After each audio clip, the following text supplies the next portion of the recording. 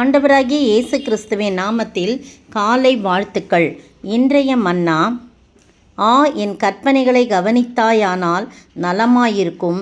அப்பொழுது உன் சமாதானம் நதியைப் போலும் உன் நீதி சமுத்திரத்தின் அலைகளைப் போலும் இருக்கும். ஏசாயா 48:18. இதை யார் சொல்கிறான்னா, இஸ்ரவேலின் பரிசுத்தராகிய உன் மீட்பர் சொல்லுகிறார் என்று சொல்லி 17ஆம் வசனத்தின் முன்பகுதி சொல்லுது.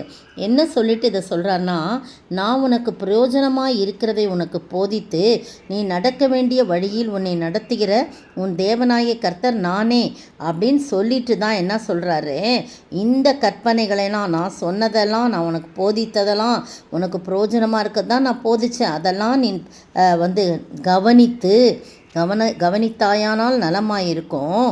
அப்பொழுது உன் சமாதானம் நதியைப் போலவும் உன் நீதி சமுத்திரத்தின் அலைகளைப் போல இருக்கும். இன்றைக்கு பார்த்திங்கன்னா பணம் இருக்கும், எல்லாமே இருக்கும் அவங்களுக்கு, ஆனால் சமாதானம் இல்லை. எப்படி பாருங்கள், சமாதானம் இல்லாத ஒரு வாழ்க்கை. இரவு படுத்தா தூக்கம் வர்றதில்ல, உட்கார்ந்துருந்தா பலவிதமான எண்ணங்கள்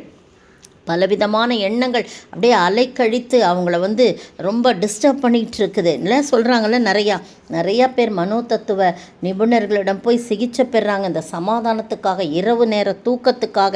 ஆனால் ஆண்டவர் சொல்கிறாரு, நீ நான் உனக்கு போதித்து உன்னை நடக்க வேண்டிய வழியில் உன்னை நடத்தின அந்த காரியங்களெல்லாம் நீ என்ன பண்ணும், அந்த கற்பனைகளெல்லாம் நீ கவனித்தாயானால் நலமாயிருக்கும். அப்பொழுது உன் சமாதானம் நதியைப் போலவும் உன் நீதி சமுத்திரத்தின் அலைகளைப் போலும் இருக்கும்.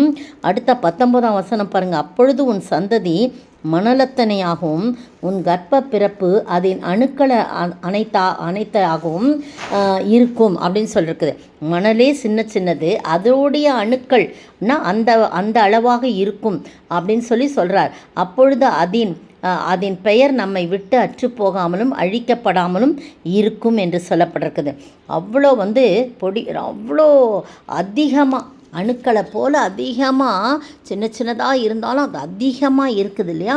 அதை போல் கர்ப்ப பிறப்பு சந்ததி ஆசீர்வாதம், சந்ததி மணலத்தனையாகவும் உன் கர்ப்ப பிறப்பு உன்னுடைய பிள்ளைகள் இப்படியாக இருப்பார்கள் என்று சொல்லப்பட்டிருக்கு. ஒரே ஒரு காரியம்தான் நம்முடைய மீட்பராகிய கர்த்தர் சொல்லுகிறார், நீ என்னுடைய கற்பனைகளை கவனித்துட்டா உனக்கு சமாதானம் நதியை போல். இங்கே பாருங்கள், அதே போல் ஏசாயா 66:12ஆம் வசனத்தில் கர்த்தர் சொல்லுகிறது என்னவென்றால், இதோ நான் சமாதானத்தை ஒரு நதியைப் போலவும் ஜாதிகளின் மகிமையை புரண்டு ஓடுகிற ஆற்றைப் போலவும் அவளிடமாக பாய செய்கிறேன். எவளிடமாய் என்று சொல்லும்போது எருசலேமை ஒரு பெண்ணாக உருவகித்து ஆண்டவர் சொல்கிறார் பாருங்கள் 10ஆம் வசனத்தில், எருசலேமை நேசிக்கிற நீங்கள் எல்லாரும் அவளோடே கூட சந்தோஷப்பட்டு அவளை குறித்து களி கூறுங்கள்.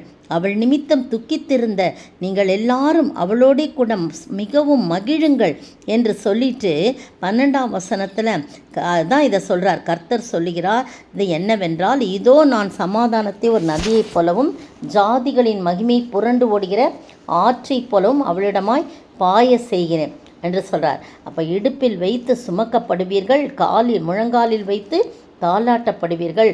ஒருவனை அவன் தாய் தேற்றுவது போல நான் உங்களை தேற்றுவேன், நீங்கள் எருசலேமிலே தேற்றப்படுவீர்கள் என்று சொல்லி இங்கே சொல்கிறார். பார்த்தீங்களா, இந்த அருமையான வேளையிலே எருசலேம் சமாதானம் என்று பொருள் இல்லையா.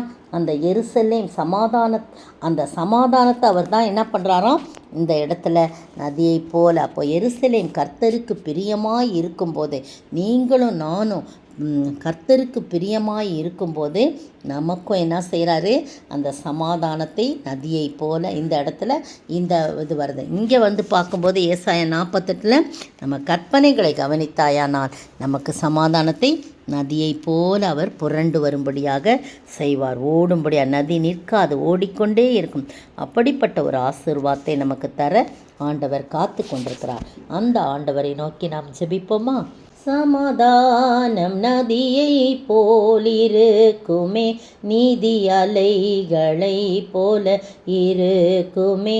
சமாதானம் நதியை போலிருக்குமே, நீதி அலைகளை போல இருக்குமே.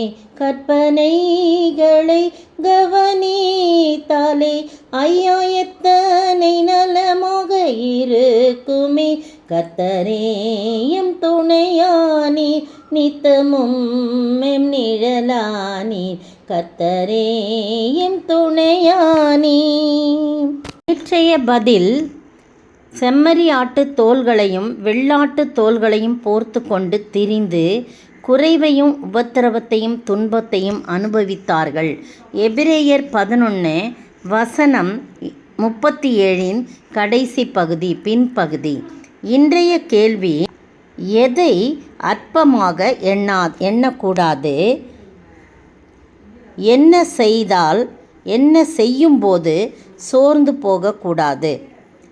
எதை அற்பமாக எண்ணக்கூடாது? என்ன செய்யும்போது சோர்ந்து போகக்கூடாது?